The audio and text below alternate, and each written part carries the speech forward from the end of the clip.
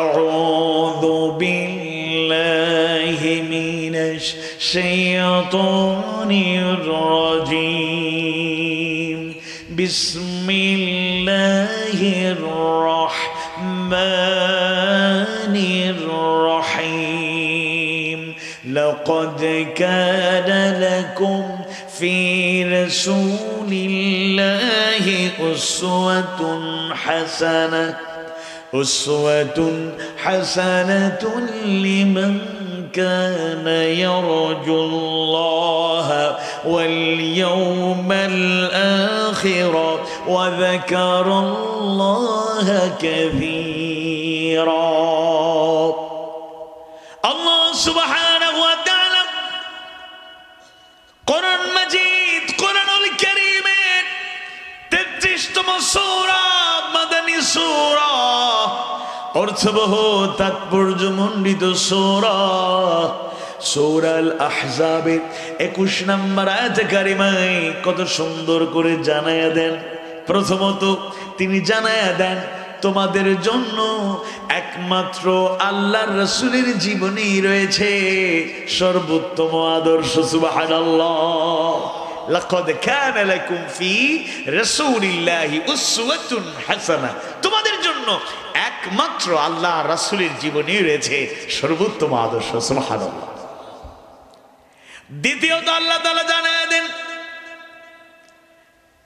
আসলে এই আদর্শটা কত মহান, এই আদর্শটার মর্যাদা কত, এটা উপলব্ধি ভালো করে করতে হবে। কেউ চাইলেই, মন চাইলেই কিংবা না চাইলে আদর্শের অনুসারী হয়ে যেতে পারবেন না। দ্বিতীয় অংশটুকু তার প্রমাণ আল্লাহ তাআলা জানায়া দিলেন ওই ব্যক্তিদের জন্যই তার জীবন আদর্শ উসওয়ায়ে হাসানা, সর্বোত্তম আদর্শ, যাদের মধ্যে 3টা গুণ থাকবে, 3টা বৈশিষ্ট্য থাকবে। লিমান কানা ইয়ারজুল্লাহ, 1 নম্বরে যারা আল্লাহর প্রতি আশা পোষণ করে, আল্লাহকে কামনা করে, আল্লাহকে চায়। 2 নম্বরে ওয়াল ইয়াউমাল আখিরা, আর যারা আখিরাতকেও প্রত্যাশা করে। আর 3 নম্বরে হলো ওয়াযাকারাল্লাহা কাসীরা, যারা বেশি বেশি আল্লাহর জিকির করে, বেশি বেশি আল্লাহকে স্মরণ করে। আল্লাহু আকবার। 2টা দিক, একটা হলো আল্লাহ রাসূলের জীবনটাই হলো শাশ্বত চিরন্তন সর্বোত্তম জীবন আদর্শ, আর 3টা গুণে গুণান্বিত ব্যক্তিরাই মূলত আদর্শ হিসাবে আল্লাহ রাসূলের জীবন আদর্শকে উসওয়ায়ে হাসানা হিসেবে গ্রহণ করতে পারবে, যাদের মধ্যে 3টা গুণ থাকবে। 1, যারা আল্লাহ আখিরাত প্রত্যাশা করে এবং আল্লাহর স্মরণ অধিক হারে করে। সুবহানাল্লাহ। ঈমানদার ভাইয়েরা, মুমিন মুমিনা ভাই বোনেরা, এই আয়াত কারিমায় আল্লাহ সুবহানাহু ওয়া তাআলা জানিয়ে দিলেন তোমাদের জন্য সর্বোত্তম আদর্শ আল্লাহ রাসূলের মধ্যেই রয়েছে। আমরা যদি দুনিয়া আখিরাতে সফল কাম হতে চাই, জাহান্নামের আগুন থেকে মুক্তি পেতে চাই, জান্নাতে যেতে চাই, আল্লাহর প্রিয় বান্দা বান্দীদের কাতারে শামিল হতে চাই, তাহলে 1 নাম্বার কথা হলো আল্লাহর নির্দেশ আমাদেরকে মানতে হবে, নিষেধ থেকে দূরে থাকতে হবে। আর আল্লাহর বিধানটা কেমন করে মানা যায়, নিষেধ থেকে কেমন করে বাঁচা যায়, তার প্র্যাকটিক্যাল নমুনা যদি দেখতে চান, অনুসরণ করতে চান, তা হলো বিশ্বনবী মুহাম্মদ রাসূলুল্লাহ সাল্লাল্লাহু আলাইহি ওয়াসাল্লামের জীবন আদর্শ। সুবহানাল্লাহ। আল্লাহ রাসূলের আদর্শ কেমন ছিল, আল্লাহ রাসূলের চরিত্রটা কেমন ছিল, 3টা অভিমতের আলোকে, 3টা মতামতের আলোকে আপনাদের সামনে পেশ করতে চাই। 1 নাম্বার অভিমত আয়েশা সিদ্দিকা রাদিয়াল্লাহু আনহার অভিমত। আয়েশা সিদ্দিকা রাদিয়াল্লাহু আনহাকে জিজ্ঞেস করা হলো, হে আয়েশা, আল্লাহ রাসূলের চরিত্রটা কেমন ছিল, আপনার জবান থেকে শুনতে চাই। তিনি উল্টো প্রশ্ন করলেন, আপনারা কি কোরআন পড়েন না? তারা বললেন হ্যাঁ আমরা কোরআন পড়ি। তখন আয়েশা সিদ্দিকা রাদিয়াল্লাহু আনহা বললেন কানা খুলুকুহুল কোরআন, তার চরিত্র ছিল কোরআনুল কারীম। সুবহানাল্লাহ, কথা বুঝতে পারেন? আল্লাহ রাসূলের চরিত্রের এক নাম্বার একটা দৃষ্টান্ত আপনাদের সামনে পেশ করছি। আয়েশা সিদ্দিকা রাদিয়াল্লাহু আনহার বর্ণনা, সেটা হচ্ছে রাসূলের চরিত্র হল কোরআনুল কারীম। এই কোরআনুল কারীম আল্লাহ সুবহানাহু ওয়া তাআলা কেন নাযিল করলেন? অগণিত আয়াত কারিমায় আল্লাহ তাআলা সেই কথা জানায় দেন। দ্বিতীয় সূরা, সর্ববৃহৎ সূরা, মাদানী সূরা, সূরাতুল বাকারা 185 নম্বর আয়াত কারিমায় আল্লাহ সুবহানাহু ওয়া তাআলা জানায়া দেন শাহরু রমাদানাল্লাযী উনজিলা ফীহিল কুরআন হুদাল লিন-নাসি ওয়া বায়িনাতিন মিনাল হুদা ওয়াল ফুরকান। সুবহানাল্লাহ, কোরআনটা হলো হুদাল লিন-নাস, মানুষের জন্য মুক্তির কিতাব, মানবতার মুক্তির সনদ। মানুষকে মুক্তি দেওয়ার জন্যই কোরআন এসেছে। আল্লাহ তাআলা এই কোরআনের মাধ্যমে, আয়াতে কারিমাগুলোর মাধ্যমে, সূরা নাযিল করার মাধ্যমে যা আদেশ করেছেন সেটা গ্রহণ করা, মেনে নেওয়া, যা নিষেধ করেছেন তার থেকে দূরে থাকা, এটা ফরজ না নফল? কথা বলে না, ফরজ না নফল? আমি ইনশাআল্লাহ আপনাদের উদাহরণ দিয়ে সহজ করে এটা বোঝানোর চেষ্টা করব, প্র্যাকটিক্যাল উদাহরণ আসবে ইনশাআল্লাহ। তাহলে কোরআনটা হলো মানবতার মুক্তির গ্যারান্টি, মুক্তি সনদ। সব সমস্যার সমাধান দিতে পারে আল কোরআন। আর আল্লাহর এই বিধানটাকে যদি হুবহু আপনি মানতে চান, যদি গ্রহণ করতে চান, আদেশটা কিভাবে পালন করবেন এটা যদি নমুনা দেখতে চান, তাহলে সাইয়্যিদুল মুরসালিন, সাইয়্যিদুল আম্বিয়া মুহাম্মদুর রাসূলুল্লাহ সাল্লাল্লাহু আলাইহি ওয়াসাল্লামের জীবনকে আপনার জানতেই হবে, ইত্তেবা ফলো করতেই হবে। সুবহানাল্লাহ, আওয়াজ বাড়িয়ে বলে ইনশাআল্লাহ। এই কোরআন যে কত বড় আযীম কিতাব, এটা উপলব্ধি করতে না পারলে বিশাল সমস্যা। আল্লাহ বলেছেন তিবিয়ানান লিকুল্লি শাই, সব কিছুর বর্ণনা কোরআনে আছে। অথচ আমাদের এই সমাজে কিছু কিছু মুসলমান নামধারী লোকেরা বলে কোরআনের সাথে রাজনীতির কোনো সম্পর্ক নাই। নাউযুবিল্লাহ, বাড়ি গিয়ে বলবেন। কেউ কেউ মনে করে অর্থনীতির সাথে মনে হয় কোরআনের কোনো সম্পর্ক নাই, কেউ কেউ মনে করতে পারে সংস্কৃতির সাথে মনে হয় কোরআনের সম্পর্ক নাই, কেউ কেউ মনে করতে পারে কূটনীতি, রাষ্ট্রীয় নীতি, আন্তর্জাতিক নীতির সাথে মনে হয় কোরআনের সম্পর্ক নাই। পরিষ্কার করে বলতে চাই, এই লোকদের ব্যাপারে দুইটা পরিচয় দিতে চাই এদের। এক, এরা দুনিয়ার সকল জ্ঞান অর্জন করেছে, সায়েন্স টেকনোলজি জানে, ফিজিক্স জানে, কেমিস্ট্রি জানে, বায়োলজি জানে, ম্যাথমেটিক্স জানে, ভূগোল, ইতিহাস, বাংলা, ইংরেজি সবকিছু জানে, কিন্তু এই মূর্খের দল কোরআন সম্পর্কে কিছুই জানে না। যদি জানতো এরকম কথা বলতে পারতো না।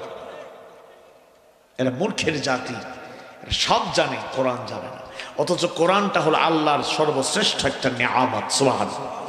বিসমিল্লাহির রহমানির রহিম।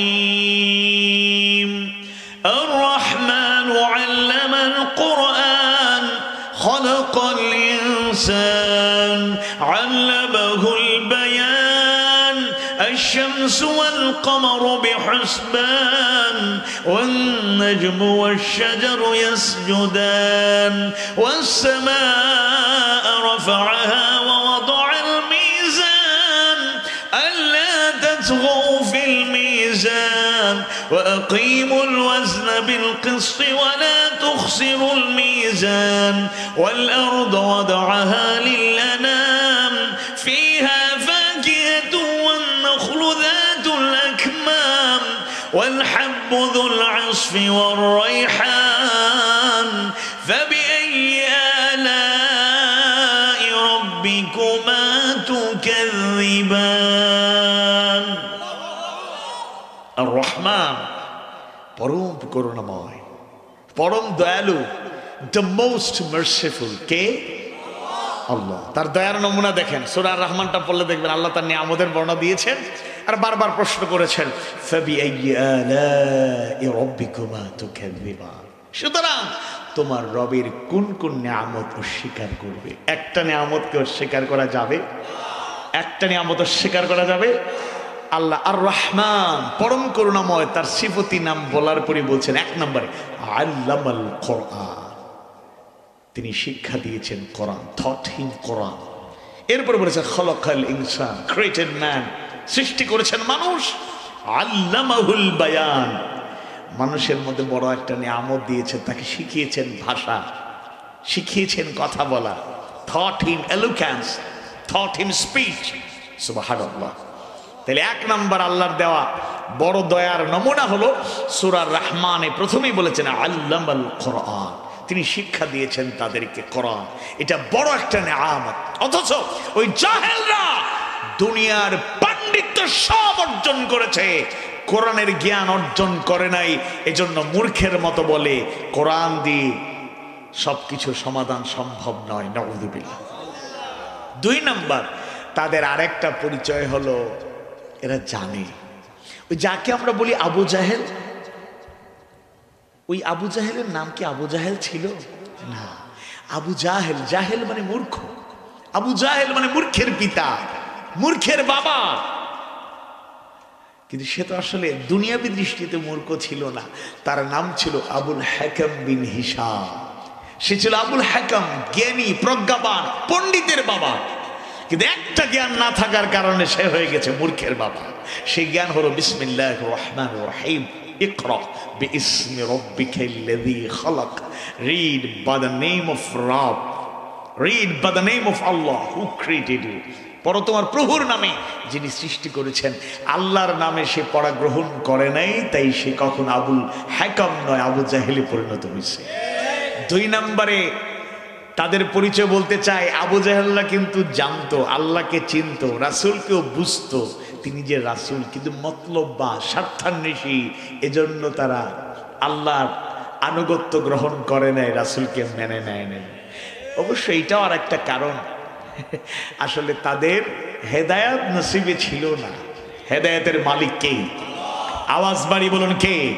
তাইলে যারা বলে কোরআনের সাথে রাজনীতির সম্পর্ক নাই, যারা মনে করে কোরআনের সাথে অর্থনীতির সম্পর্ক নাই, যারা মনে করে কোরআনের সাথে সংস্কৃতির সম্পর্ক নাই, কূটনীতি, রাষ্ট্রীয় নীতি, আন্তর্জাতিক নীতির সম্পর্ক নাই, জানার পর যারা লুকিয়ে রাখার চেষ্টা করে, এরা জ্ঞান পাপী ছাড়া আর কিছু হতে পারে না।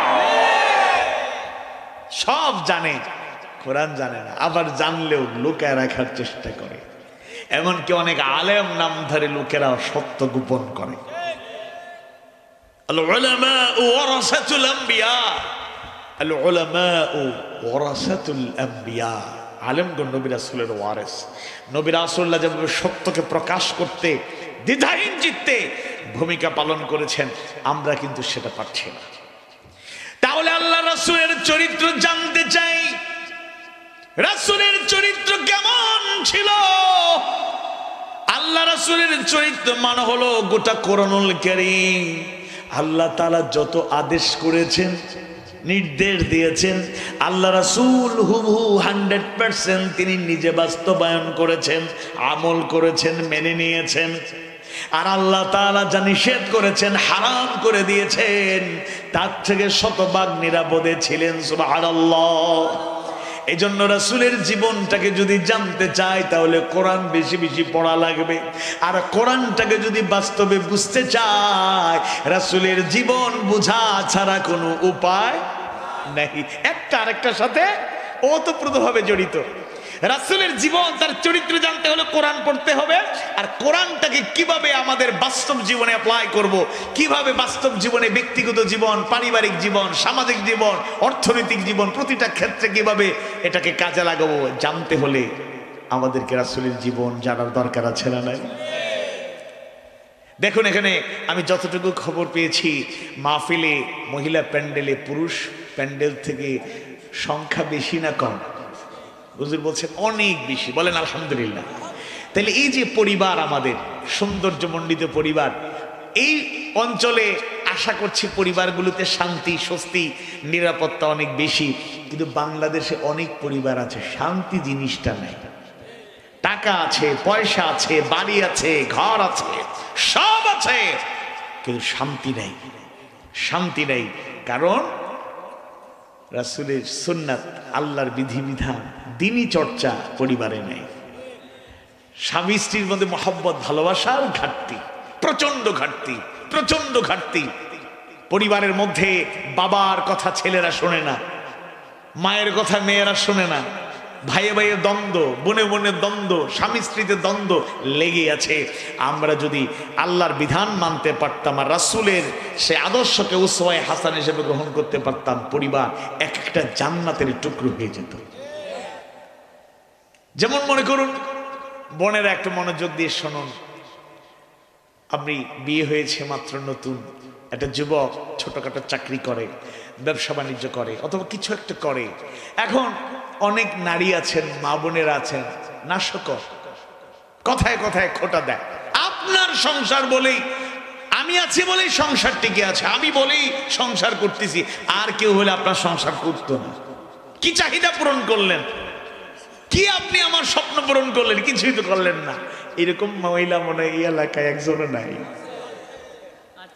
আবার স্বামী হিসাবে স্ত্রীর প্রতি যেভাবে যত্নশীল হওয়ার দরকার ছিল, অনেক ক্ষেত্রে সেটা আমাদের মধ্যে নাই। দুঃখজনক হলো সত্য। দেখুন দেখুন বাংলাদেশে অনেক নিউজ আপনাদের চোখে পড়ে, অনেক নিউজ চোখে পড়ে।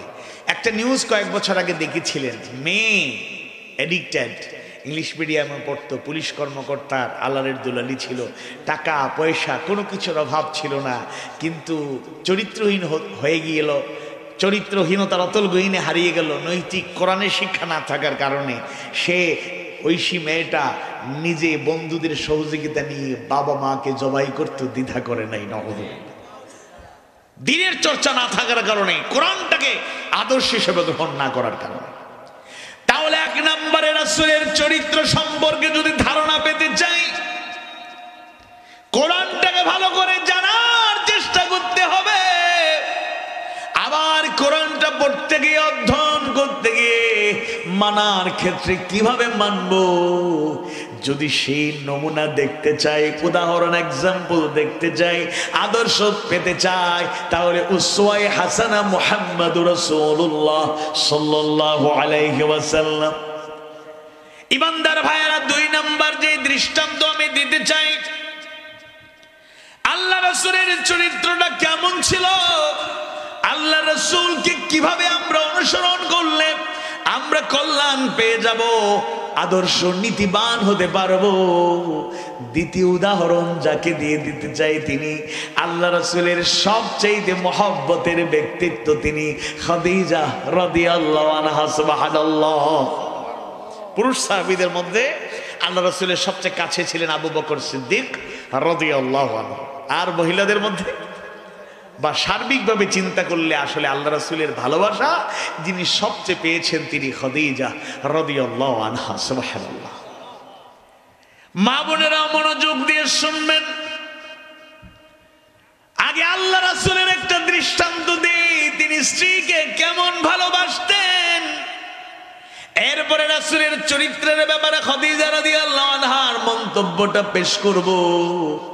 আল্লাহ রাসূল একদিন ঘরে এসে মুচকি মুচকি হাসেন। খাদিজা রাদিয়াল্লাহু আনহা বলেন, ইয়া রাসূলুল্লাহ, এত আনন্দিত কেন, কোনো সুসংবাদ আছে কিনা? আল্লাহ রাসূল মুচকি হাসেন আর বলেন, খাদিজা, আজকে তোমার জন্য বড় সুসংবাদ নিয়ে এসেছি। এবার খাদিজা রাদিয়াল্লাহু আনহা আনন্দিত হয়ে বললেন, ইয়া রাসূলুল্লাহ, ইয়া হাবিবাল্লাহ, যেহেতু আমার জন্য বড় সুসংবাদ বলেছেন, এরকম তো কখনো বলেন নাই, তাড়াতাড়ি বলুন, দেরি আর সহ্য হচ্ছে না, তাড়াতাড়ি বলুন। আল্লাহ রাসূল বললেন, খাদিজা, কিছুক্ষণ আগে জিবরাইল আলাইহিস সালাম এসেছিলেন, তিনি জানিয়ে দিলেন আল্লাহ সুবহানাহু ওয়া তাআলা তোমাকে সালাম জানিয়েছে, জিবরাইল আলাইহিস সালামও তোমাকে সালাম জানিয়েছে। খাদিজা রাদিয়াল্লাহু আনহা আবেগাপ্লুত হয়ে গেলেন। আকরামাকাল্লাহ ইয়া রাসূল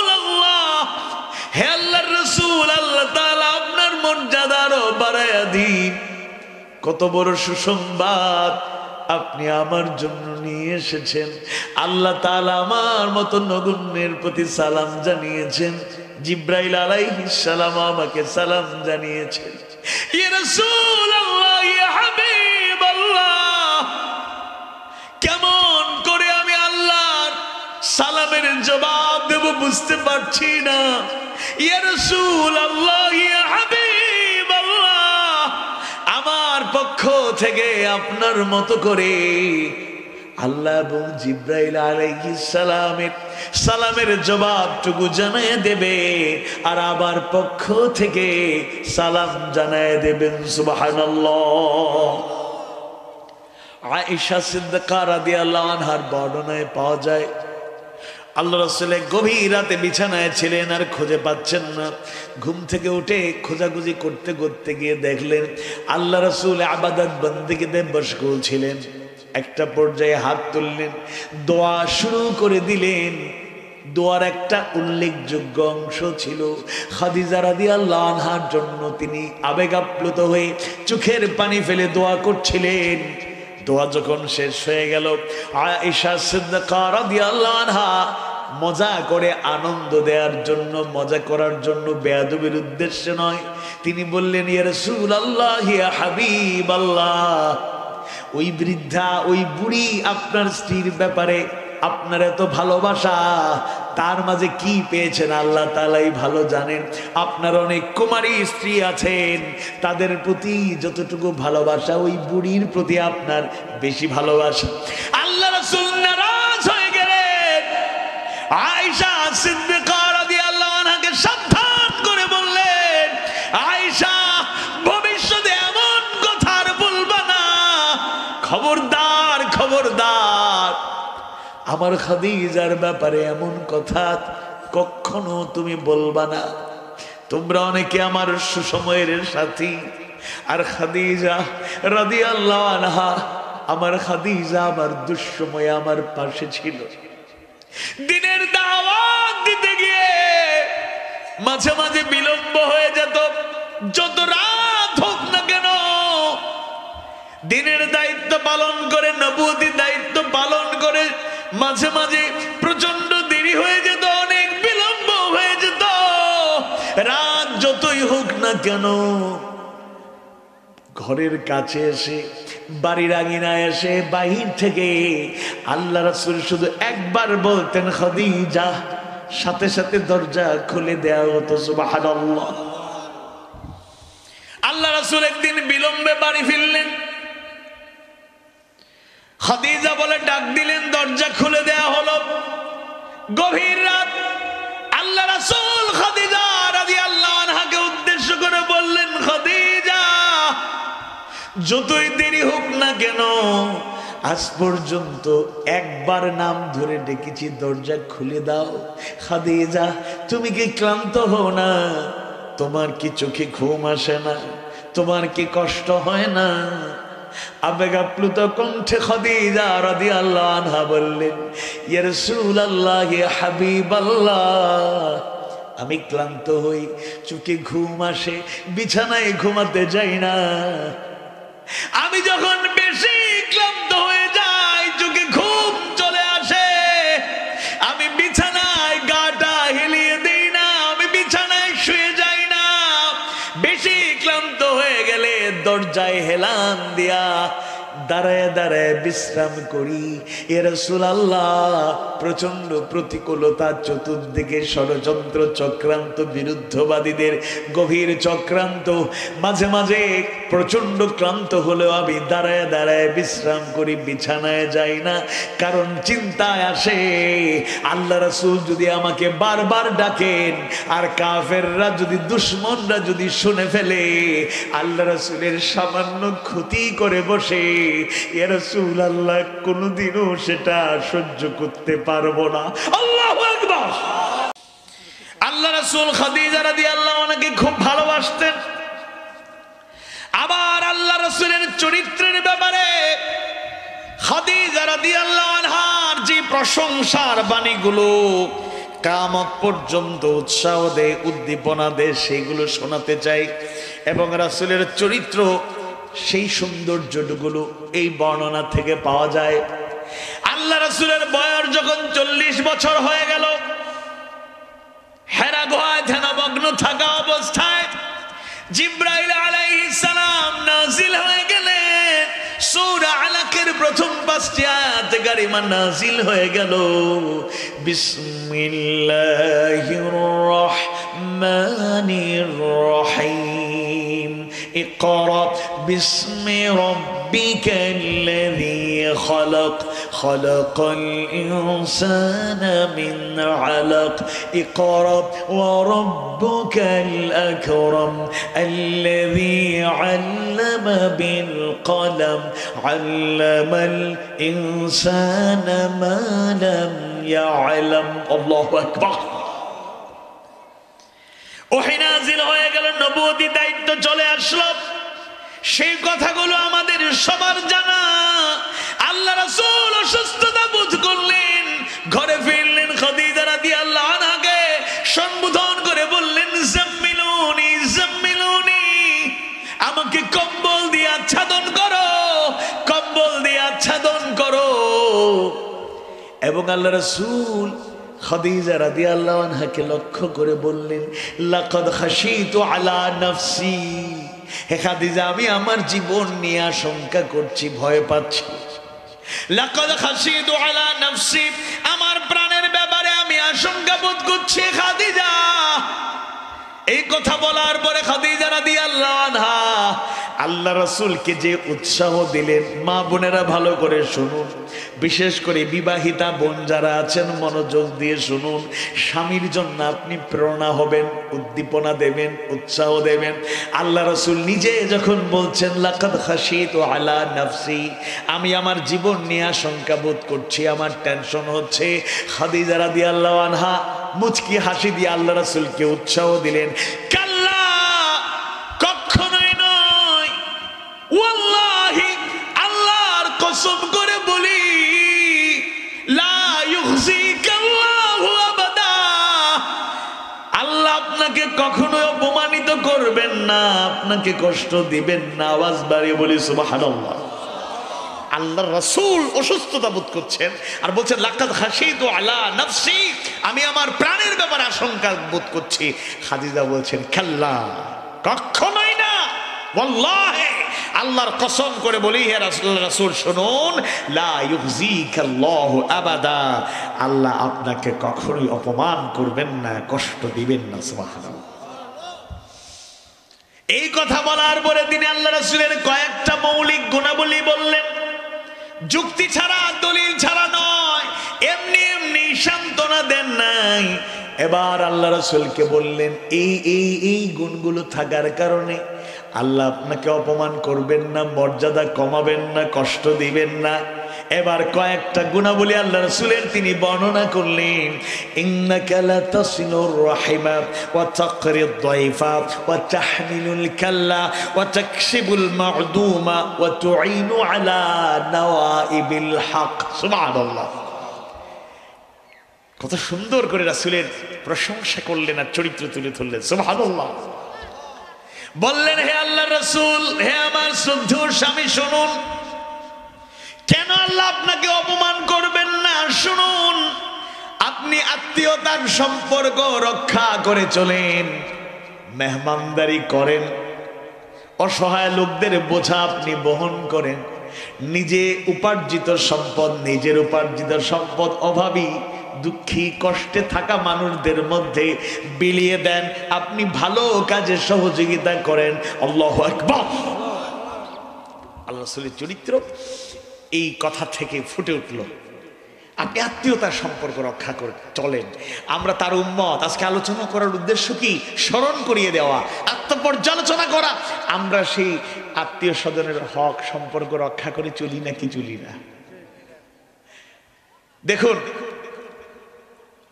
ভাই বোনের সম্পর্কটা অকৃত্রিম।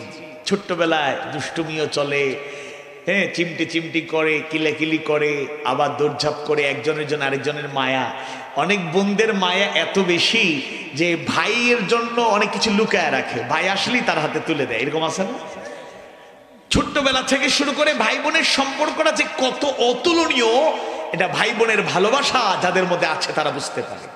কিন্তু একটা সময় আসলে, I am sorry for that, আপনারা অন্যভাবে নেবেন না, আপনাদের এলাকায় হয়তো এরকম লোক নেই, কিন্তু একটা সময় আসলে বোনের বিয়ে হয়ে গেল, আপনারা সংসার হয়ে গেল, বাবা ইন্তেকাল করছে, তাইলে এখন বোনেরা আসবে কার কাছে? বাবা নাই, তাহলে ভাইয়ের কাছে আসবে, ভাই তার অভিভাবক। এবার ভাবিকে ফোন দিছে, ভাবি, ওই ভাইয়ের মানে বোন ফোন দিছে ভাবিকে, ভাই তো অফিস আদালতে ব্যস্ত হয়তো, ভাবি কি বলো তো, ভাবি আসতেছি বেড়াতে, আসো আসো, অবশ্যই আসো, মিষ্টি মিষ্টি কথা, আসো আসো অবশ্যই। কতদিনের জন্য আসবা? এক সপ্তাহ? না না, আরো বেশি দিনের জন্য আসো। আসলো বোন, কত আশা করে একটা সপ্তাহ হয়তো থাকবে, ভাবিকেও বলছে, কারণ ভাই তো ভাই, ভাবিকে একটু ম্যানেজ করে চললে, ভাবি সাথে সম্পর্ক রাখলে একটু আরো ভালো লাগে, উৎসাহ উদ্দীপনা পাওয়া যায়। কিন্তু দুঃখজনক সত্য, এক রাত থাকতে না থাকতেই সকালবেলায় ভাইয়ের মন খারাপ, এমন কিছু ইঙ্গিত করেছে, বোন বুঝতে পেরেছে আমার আর থাকা যাবে না। এক সপ্তাহের জন্য আসার পরে একদিন হতে না হতেই চলে যায়, এরকম দুঃখ কষ্ট পায়। অন্তত এই এলাকায় কোনো পরিবার নাই।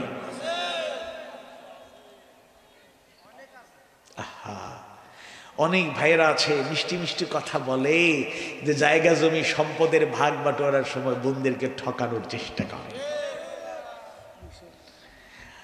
অনেক আছে দুই ভাই একেবারে জমজের মতো, একটার সাথে আর একটা বন্ধুর মতো সম্পর্ক, ছোট্টবেলা থেকে একসাথে বড় হয়েছে, কত সম্পর্ক, বড় হয়ে গেছে, দুজনের পরিবার আছে, বাচ্চা কাচ্চা ছোট ছোট আছে।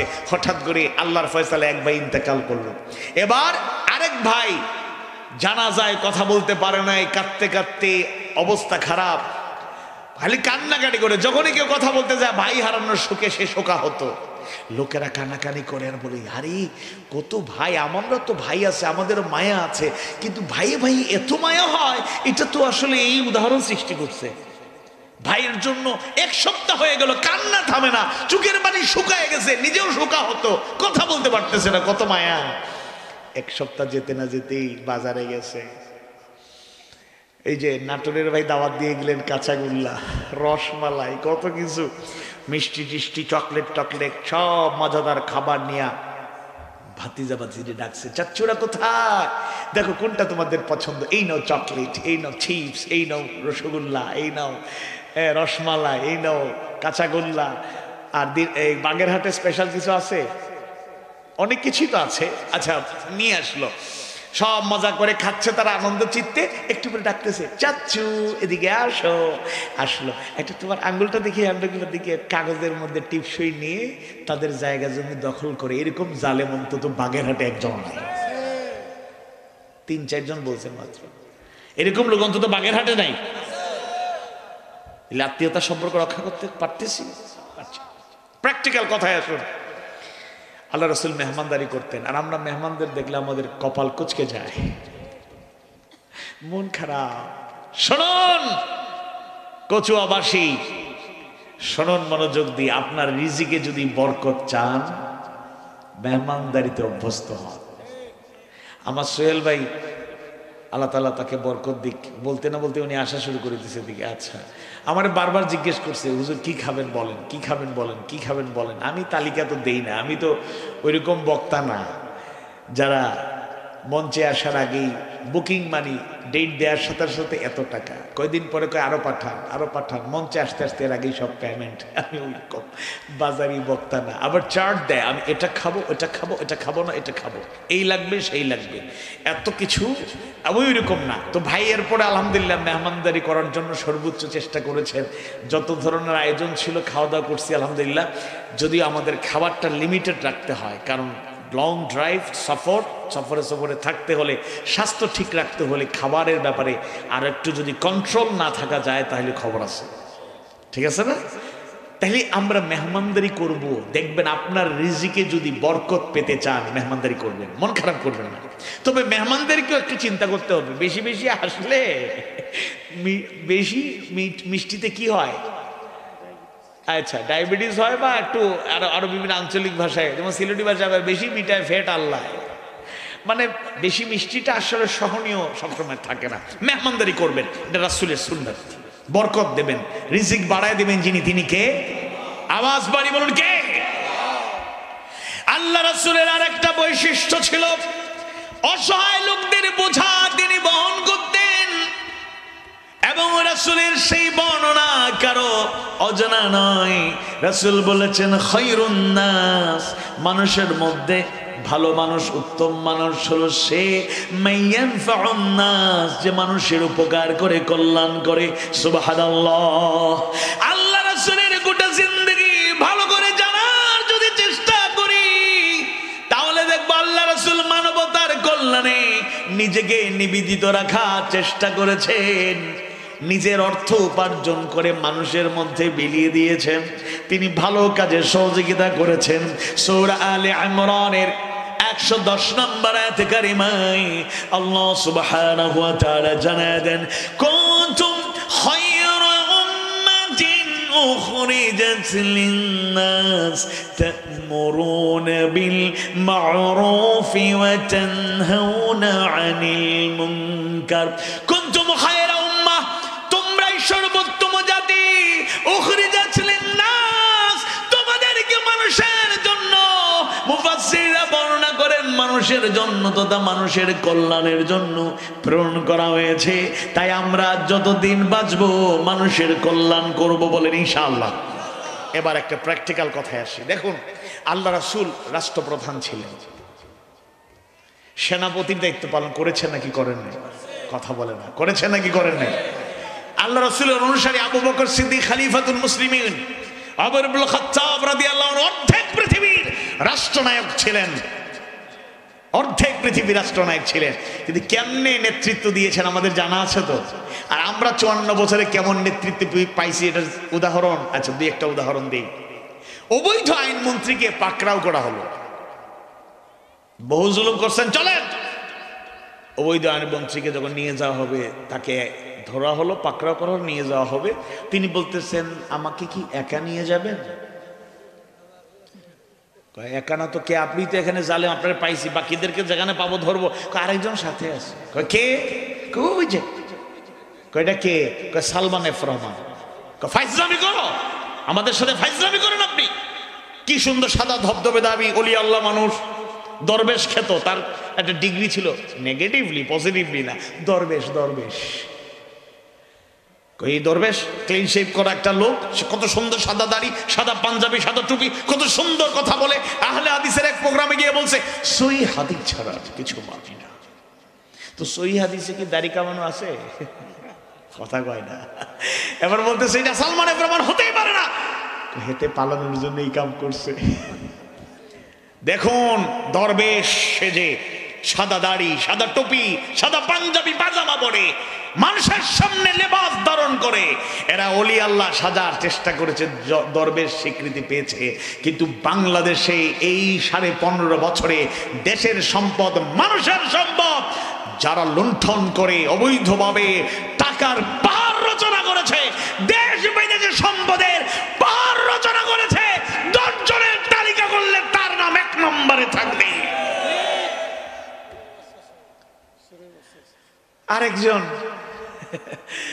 আরেকজন ওলি, তিনি বলছিলেন আমাদেরকে একেবারে অবহেলা করবেন না। 22 বছর থেকে তাহাজ্জুদ কাজা হয় না, দৈনিক 70-80 রাকাত নফল নামাজ পড়ি আল্লাহর রহমতে। শামীম ভাই এখানে যে শামীম ভাই তিনি না, ওই নারায়ণগঞ্জের শামীম ভাই, যিনি লম্বা লম্বা কথা বলতেন, সন্ত্রাস মুক্ত বাংলাদেশ চাই, নিজেই সন্ত্রাসের ঘটনা। আচ্ছা, আপনি একটু বিবেচনা দেখেন, এরা কত বড় ধান্দাবাজ, এরা লুটপাটকারী, সম্পদ আত্মসাৎকারী, এরা দেশের ক্ষতি করেছে। অসৎ নেতৃত্ব কত ভয়াবহ হতে পারে তার দৃষ্টান্ত স্থাপন করেছে। বিসমিল্লাহির রহমানির রহিম। ইয়া আইয়ুহাল মুযাম্মিল কুমিল লাইলা ইল্লা ক্বালিলা নিসফাহু আও ইনকুস মিনহু ক্বালিলা আও জিদ আলাইহি ওয়া রাত্তিলিল কুরআন সূরাগুলো পড়লে রাসূল কিভাবে রাত কাটাতেন, ইবাদত বন্দি করতেন, এগুলো পাওয়া যাবে। তো এরা বলতো তাহাজ্জুদ পড়েন। আপনি আসলে, আমরা দুর্বল ইমানদার, কিন্তু মাঝে মধ্যে যারা চেষ্টা করেন তাহাজ্জুদ পড়ার, দেখবেন মধ্যরাতে উঠলেন, আবার ফজরের আগ পর্যন্ত ওযু করে খুশু খুদুর সাথে হক আদায় করে নামাজ পড়তে শুরু করছেন, আস্তে ধীরে, তাড়াহুড়া না করে। আপনি দেখবেন 8, 10, 12 রাকাত পড়তে না পড়তে ফজরের টাইম হয়ে যায়। 70 এসে কখন পড়তো? আসলে এরা ধান্দাবাজ, মিথ্যাবাদী, জাতিকে প্রতারণা এরা করেছে। অনেক ভক্ত, নেত্রী আপার ভক্ত লোকেরা বলতো আমাদের নেত্রী সবসময় কোরআন তেলাওয়াত করে। আর উনিও বলতেন সংসদে, কত বড় চালাকের চালাক, আমরা তো বোকা মানুষ, সরল সোজা মানুষ, আমাদেরকে ঠকাইছে। বলে আমি ঘুম থেকে উঠেই যায় নামাজ খুঁজি। কত বড় বাটপার! মাইন্ড করেন না, নামাজ তো নির্দিষ্ট একটা সময় আছে। ইন্নাস সালাতা কানাত আলাল মুমিনিনা কিতাবাম মাওকুতা, নির্দিষ্ট সময় নামাজ পড়তে হবে। একবারও বলে নাই যে আমি সূর্য ওঠার আগেই ঘুম থেকে উঠি, যা নামাজ খুঁজি, নামাজ পড়ি। বলছে ঘুম থেকে উঠে। আপনি 12টায় উঠলেন না 10টায় উঠলেন, আমরা দেখবো কেমন। আচ্ছা, এরপরে মূল কথায় আসে। এটা বলার উদ্দেশ্য ছাড়া কোনো কথা নয়। এই যে দৃষ্টিভঙ্গি, এই যে নেতৃত্ব, অসৎ নেতৃত্ব জাতিকে কিভাবে ক্ষতিগ্রস্ত করছে, দৃষ্টান্ত দেখুন। তিনি বলেছেন তিনি নামাজ পড়েন, ধরে নিলাম তিনি নামাজ পড়েন, ধরে নিলাম তিনি কোরআন পড়েন, কিন্তু আপনারা আমার প্রশ্নের জবাব দেন, কোন নামাজি খুন করা দূরের কথা, মানুষের সামান্য ক্ষতি করার চিন্তা করতে পারে? সূরা আল আনকাবুতের 45 নম্বর আয়াতে কারিমা আল্লাহ সুবহানাহু ওয়া তাআলা জানিয়ে দেন, ইন্নাস সালাতা তানহা আনিল ফাহশাই ওয়াল মুনকার, নিশ্চয়ই সালাত অশ্লীলতা এবং মন্দ কাজ থেকে দূরে রাখে। কেউ যদি খুশু খুদুর সাথে হক আদায় করে, হেফাজত করে, যথাযথভাবে নামাজ আদায় করতে পারে, তাদেরকে অশ্লীলতা থেকে, মন্দ কাজ থেকে তিনি বিরত রাখবেন। তিনি কি? এবার আসুন দলিল দেই। তিনি পালানোর আগে পুলিশ প্রধানকে ধন্যবাদ দিলেন, তোমাকে ধন্যবাদ, 2000 মারছে। সেনাপ্রধানের উপর ক্ষিপ্ত, মারতে গেছিলেন, আটকানো হয়েছে, আর 45 মিনিটসের সিগন্যাল দেওয়া হয়েছে, রেড সিগন্যাল, তাড়াতাড়ি পালান। আপনিও অস্তিত্ব থাকবেন, আমাদের অবস্থা খারাপ হলে, তাড়াতাড়ি পালান। যাওয়ার আগে সেনাপ্রধানকে উনি ক্ষুব্ধ হয়ে বলছিলেন, তুমি গুলি করলা না কেন? মনে মনে প্ল্যান ছিল 2000 মাইরা হবে না। সেনাবাহিনী গুলি করা মানে, আমরা কখনো বিপদ মুসিবত কামনা করি না, এটা রাসূল নিষেধ করেছেন, কিন্তু তাদের টার্গেট ছিল, তার টার্গেট ছিল যত খুশি গুলি করো, মারতে থাকো, লাশ ফেলে দাও, এরপরে ক্ষমতা আমার চাই। 2 লক্ষ প্রয়োজনে যদি তারা শহীদ করতো, এরপরে ক্ষমতা তারা পাকাপোক্ত করার চেষ্টা করেছিল। আমার প্রশ্ন হলো, কোন ব্যক্তি যদি নামাজি হয়, কোরআন তেলাওয়াতকারী হয়, খুন করার অর্ডার দিতে পারে? আর এই ডাইনি তো নিজে খুন করার রেকর্ড আছে না নাই? এই জন্য ভদ্রলোক, কয়েকজনের ফাঁসির রায় হলো, সে বলছে ওরে আমি নিজ হাতে জবাই করব। এবং দলিল আপনারা নিউজ দেখবেন, আমার বানানো কথা না, সোশ্যাল মিডিয়া, ইলেকট্রনিক মিডিয়া, পত্রপত্রিকায় লেখালেখি হয়েছে, নিজ হাতে জবাই করছে। কত বড় খুনি! আসল কথা হলো এই অসৎ, আল্লাহ দ্রোহী, ইসলাম বিদ্বেষী এইসব নেতৃত্ব যতদিন আমাদের ভাগ্যে থাকবে, শান্তি, স্বস্তির, নিরাপত্তা আসবে না। এজন্য কি প্রয়োজন? আল্লাহর আইন চাই, সৎ লোকের শাসন চাই। এই কথা শুনলে অনেকের মাথা আবার ঠিক নেই, কথা বলে না, কথা বলে না। পরিষ্কার বলতে চাই, আমাদেরকে এখন সজাগ হতে হবে, সুদৃষ্টি রাখতে হবে। 15.5 বছর আমরা আমাদের আমানত পৌঁছে দেওয়ার সুযোগ পাই নাই। ভোটাধিকার কেড়ে নেওয়া হয়েছিল। সুষ্ঠু সংস্কারের মাধ্যমে আগামী যে নির্বাচন আসবে, জীবনের ঝুঁকি নিয়ে হলেও আল্লাহ বিরু সৎ যোগ্য নেতাদেরকে আমরা প্রকৃত চেয়ারে বসিয়ে দেশ এবং জাতির কল্যাণ করেই ছাড়ব।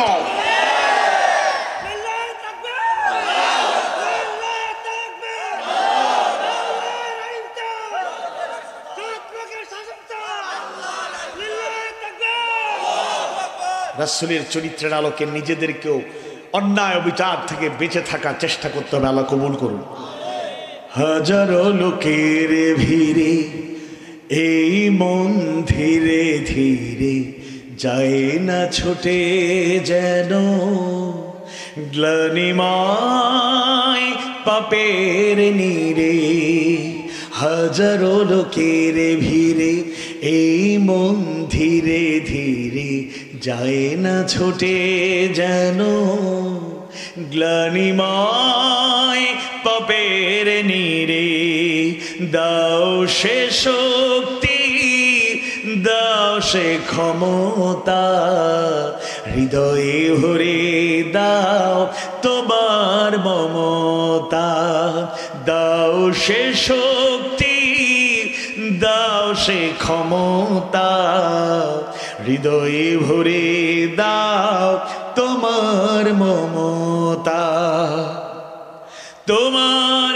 করুণা সে তো জানিও ফুরান সেই করুণার ছোঁয়ায় ভরে দাও প্রাণ মন কাননে দাও তোমারই প্রেম দূর করে দাও আমার যত জড়তা দাও সে শক্তি দাও সে ক্ষমতা হৃদয়ে ভরে দাও তোমার মমতা লালসার মোহে যেন হারিয়ে না যায় দিন কায়েমের পথে রাখিও সদাই লালসার মোহে যেন হারিয়ে না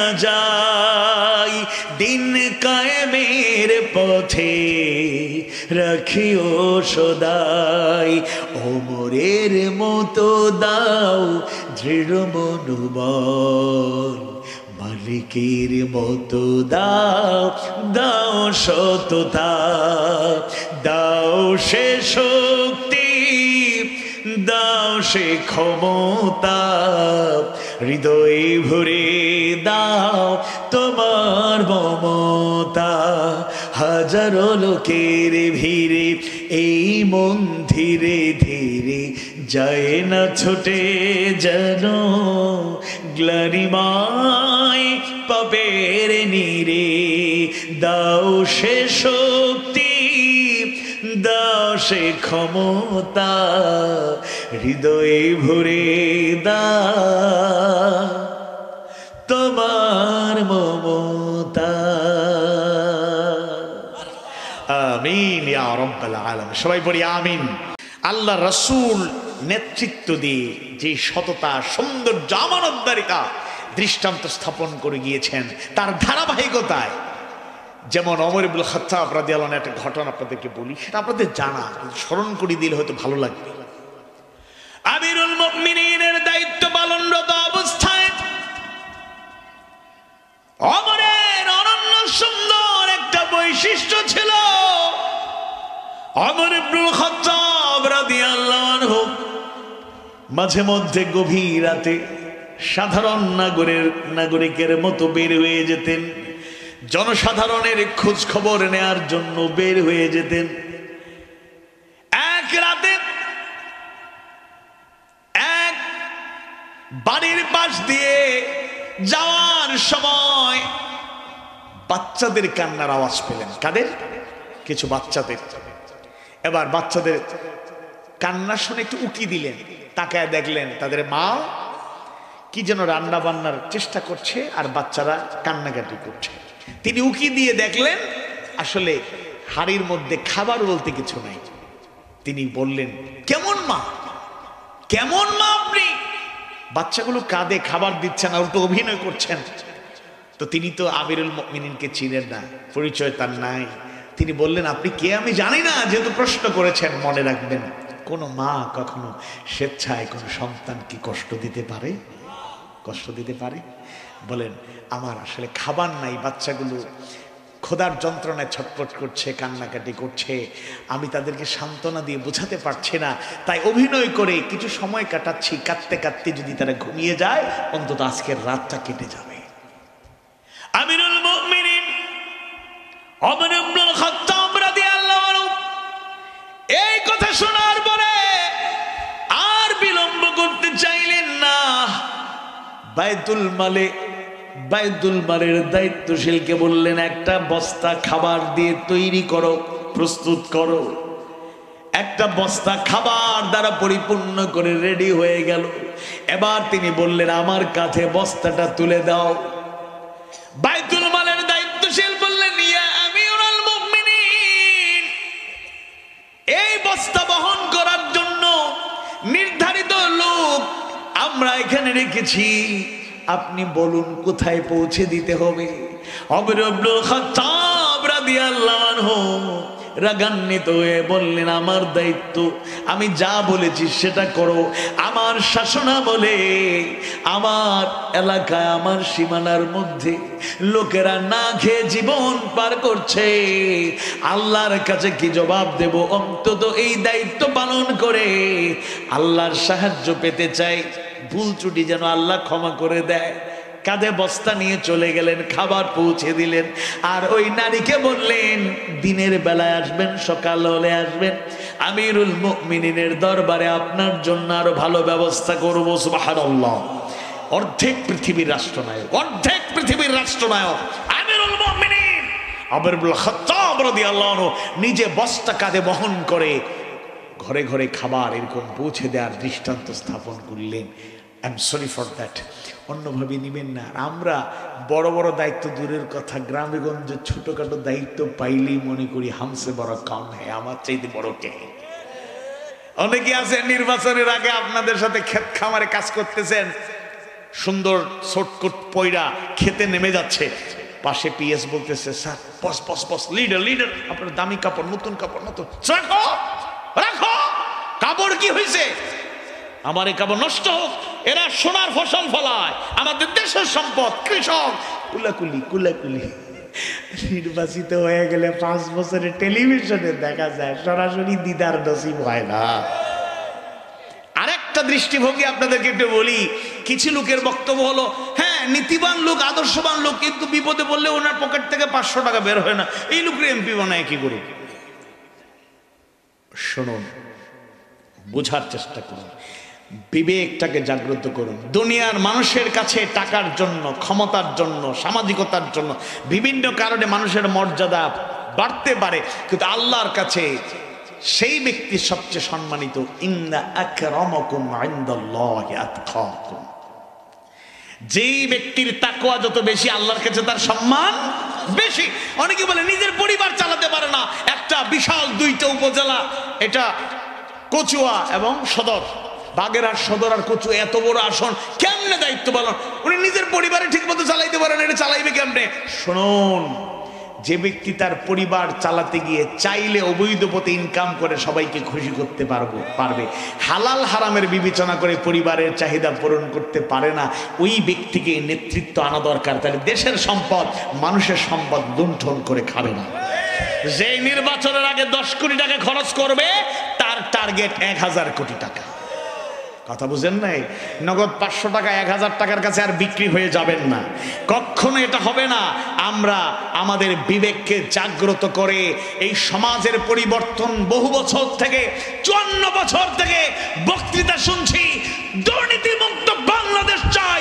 যারাই বড় বড় কথা বললেন তারাই নিজেরাই দুর্নীতির মহারাজা। সন্ত্রাস মুক্ত বাংলাদেশ চাই, নিজেরাই গডফাদার। হ্যাঁ, দৃষ্টান্ত আছে, ক্ষমতায় গেলেও দায়িত্ব পালন করলে দুর্নীতি মুক্ত থাকা যায়। একটু ফিরে দেখুন 2001 থেকে 2006, দুজন মহান ব্যক্তি, দুজনই শহীদ হয়ে গেলেন দিনের জন্য, দেশের জন্য দায়িত্ব পালন করতে গিয়ে। 3টা মন্ত্রণালয়ের দায়িত্ব তারা 5 বছরে পালন করেছেন। 3টা মন্ত্রণালয়ের দায়িত্ব পালন 5 বছর শেষ, দায়িত্ব থেকে অব্যাহতি, দায়িত্ব বুঝিয়ে দিলেন, সমঝে দিলেন। এবার রিপোর্ট প্রকাশিত হলো, এই 5 বছরে এই 3টা মন্ত্রণালয়ে তাদের দায়িত্ব পালনকালীন সময়ে 3 টাকা দূরের কথা, 2 টাকা দূরের কথা, 1 টাকার দুর্নীতির কোনো অভিযোগ পাওয়া গেছে? একবারে নিরপেক্ষভাবে আল্লাহকে হাজির নাজির জেনে বলেন, পাওয়া গেছে? আওয়াজ বাড়ি বলেন, পাওয়া গেছে? সুতরাং দুর্নীতি মুক্ত, শোষণ মুক্ত, বৈষম্য মুক্ত, স্বজনপ্রীতি মুক্ত দেশ গড়ে তুলতে চাইলে ইসলামপন্থী, আল্লাহ ভীরু, প্রকৃত দেশপ্রেমিক নেতৃত্বের কোনো বিকল্প নাই।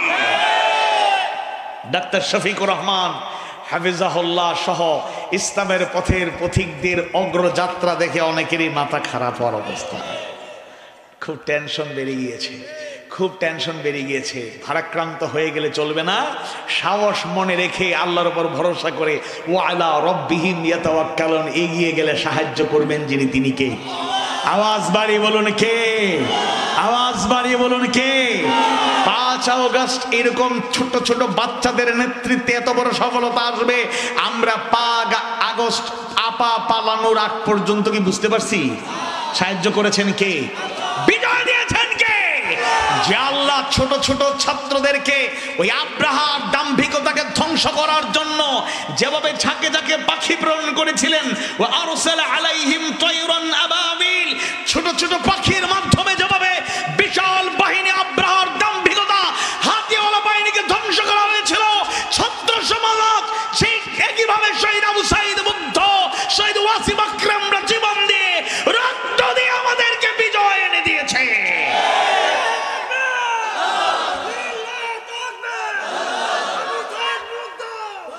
শেষ হয়নি যুদ্ধ, যুদ্ধ চলবে, সামনে অনেক চ্যালেঞ্জ আছে। আল্লাহ তাআলা আমাদেরকে সহযোগিতা করুন, বলুন আমিন। সাহস রাখতে হবে, সৎ সাহস, সৎ সাহস রাখতে হবে।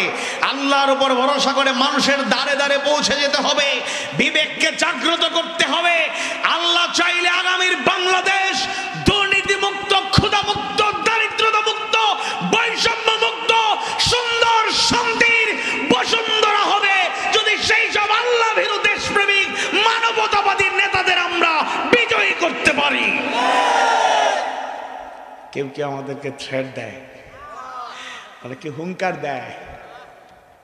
সাম্প্রতিক সময়ে কক্সবাজারের চকরিয়ায় এক নেতা মাহফিলে আমার সাথে খুব তর্ক বিতর্ক করলেন। আপনি রাজনীতি করছেন? আমি বলছি ইসলামের রাজনীতি আছে, আমি তো রাজনীতি করবই। আমারে বলতে বলতে বলতেছে আপনি চিনি আপনারে? কি চিনেন? আপনি জামাতের বক্তা। আমি বলছি আমি জামাত করি তো কি হয়েছে? আপনি বিএনপি করতে পারেন, আর একজন আওয়ামী লীগ করতে পারে, আমি জামাত ইসলামী করতে পারি না? এটা কি লুকিয়ে রাখার বিষয়? 15.5 বছরে যাদের কণ্ঠ স্তব্ধ হয় নাই, যাদের জবান বন্ধ হয় নাই, হকের পক্ষে আমরা ছিলাম, আছি। জীবন যতদিন থাকবে, শ্বাস প্রশ্বাস জারি থাকবে, হকের পক্ষেই থাকবো। আমাদেরকে শহীদ করা যাবে, হকের পথ থেকে সরানো যাবে না। এই জনপদের তারুণ্যের প্রতিচ্ছবি। আমি তো অবাক হয়ে গেলাম শেখ মনজুরুল হক রাহাত ভাইয়ের কথা শুনে। 6 বছর একটানা জেলখানায়।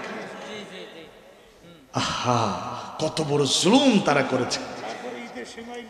সীমাহীন কষ্ট, দুঃখ, দুর্দশা দিয়েছে। আল্লাহ তাআলা এই মজলুমের প্রতি রহম করুন, বলেন আমিন। হায়াত আছে ইবা দান করুন, বলেন আমিন। সুস্থতার নেয়ামত দান করুন, আমিন। তিনি যদি সেই কাফেলার পক্ষ থেকে আপনাদের কল্যাণ করতে ভূমিকা পালন করতে চান, আপনারা পাশে থাকবেন তো ইনশাআল্লাহ? থাকবেন তো ইনশাআল্লাহ? নারায়ে তাকবীর, নারায়ে তাকবীর। আল কোরআনের আলো সংসদে জ্বালো, হাদিস সুন্নাহর আলো। আল্লাহ তাআলা কবুল করুন, বলুন আমিন। কবুল করুন, বলুন আমিন। এইসব স্যাক্রিফাইস শুনলে নিজে লজ্জা পাই। আমিও ক্ষুদ্র মানুষ, হকের পক্ষে থাকার কারণে আপার অবদান। 3 বার জেল খাটছি মাত্র। মামলা বেশি খাই নেই, মাত্র 54টা ছিল আল্লাহর রহমতে। কয়টা? 54 গইনা আঙ্গুলে হবে না, 54টা। অনেক ক্রিকেট খেলে হাফ সেঞ্চুরি করতে পারে না, 49 আউট হওয়ার পরে বলে একের জন্য হাফ সেঞ্চুরি মিস। আমি অনেক ক্রিকেট খেলতে গিয়ে ছোটবেলা হাফ সেঞ্চুরি মিস হয়েছে, মামলার হাফ সেঞ্চুরি মিস হয় নাই। কিন্তু আল্লাহর রহমতে এই মামলা দিয়া, হুঙ্কার দিয়া, থ্রেড দিয়া, ডান্ডাবেরি দেখাইয়া, হ্যান্ডকাপ দেখাইয়া, আর আয়না ঘরের চিত্র দেখাইয়া, কিংবা রিমান্ডে নিয়া নির্যাতন চালাইয়া প্রকৃত হকপন্থীদের ইমান কিনে নেওয়া যায় না। দুঃখজনক হলেও সত্য, 5 আগস্টের পরে আমরা রাজবন্দীদের মুক্ত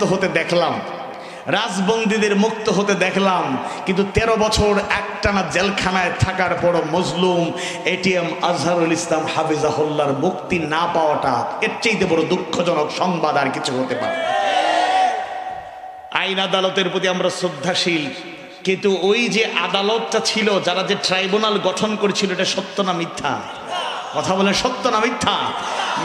মিথ্যার উপর ভিত্তি করে 5 কিলোমিটার দূর থেকে সাক্ষী বলতেছে আমি দেখছি অমুক অমুকরে মারছে। কয় কিলোমিটার দূর থেকে? 5 হাত দূর থেকে, রাতের বেলা অমাবস্যা রাতে কিছু দেখা যায় না, 5 কিলোমিটার দূর থেকে দেখছে। এরকম বানোয়ার সাক্ষী দিয়ে যারা এই মজলুম মানুষটার 13টা বছর কেড়ে নিল, জীবনের উল্লেখযোগ্য একটা সময় কেড়ে নিল, আল্লাহর আদালতে তাদের একদিন দাঁড়াতেই হবে।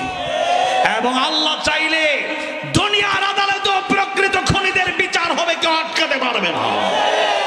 আল্লাহর ফয়সালা একটা নীতি মনে রাখবেন, বান্দার হক নষ্ট করলে আপনাকে ডাবল ক্ষমা পাইতে হবে, চাইতে হবে। এক, আল্লাহর কাছে তো ক্ষমা চাইতেই হবে। ওই বান্দা যে মজলুম, যাকে উপর বিচার করেছেন, সে ক্ষমা না করলে আপনি জান্নাতের চেষ্টা করলেও জান্নাতে ঢুকতে পারবেন না। এবং আরেকটা বেসিক কনসেপ্ট নিয়ে যান, দুনিয়াতে বান্দার হক নষ্ট করলে দুনিয়াতে উল্লেখযোগ্য অধিকাংশ ব্যক্তিদের দুনিয়াতেই শাস্তি ভোগ করে যেতে হবে।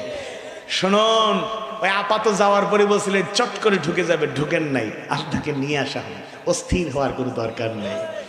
আপনাকে শাস্তি দেওয়ার জন্য, পানিশমেন্ট দেওয়ার জন্য নতুন করে আইন প্রণয়ন না করলেও চলবে, ট্রাইব্যুনাল গঠন না করলেও চলবে। শুনুন, বাগেরহাটবাসী, কচুয়াবাসী, শুনে রাখুন, আমরা কোনো নিরপরাধ মানুষকে একটা ফুলের টোকা দিয়েও কষ্ট দিতে চাই না, কিন্তু প্রকৃত অপরাধীদেরকেও ছাড় দিয়েছে অনেক, আর ছেড়ে দেওয়া হবে না।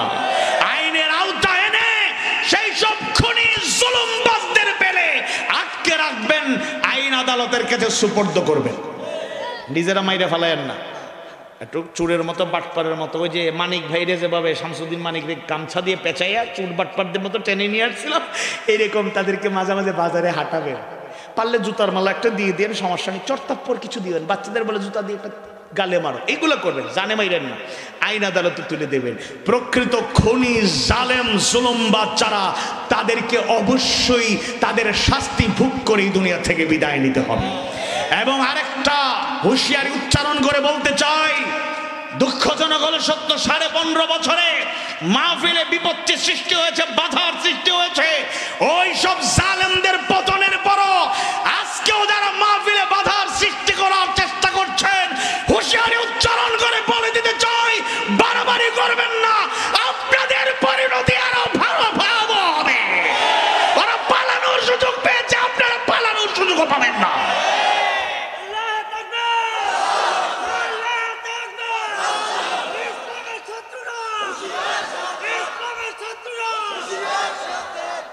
আজকে আর কথা বাড়াতে চাই না, আমি আপনাদের সামনে আরজ রাখতে চাই। এমন একটা জীবন আদর্শের আলোচনা শুরু করেছিলাম, অল্প কিছু অংশ বলেছি, বর্ণনা করে শেষ করা নয়, শেষ করা যায় না। ক্ষুদ্র জ্ঞানেও যারা আলোচনা বিশ্লেষণ করেন, মুহাম্মদুর রাসূলুল্লাহ সাল্লাল্লাহু আলাইহি ওয়াসাল্লামের জীবনের আগাগোড়া বিশ্লেষণ করে শেষ হবে না। কিয়ামত পর্যন্ত তার চরিত্রের প্রশংসা ছড়িয়ে পড়বে, কারণ এটা ফয়সালা কার? আল্লাহ নিজে বলেছেন, ওয়া ইন্নাকা লাআলা খুলুকিন আযীম, আর আপনি মহান চরিত্রের উপর অধিষ্ঠিত।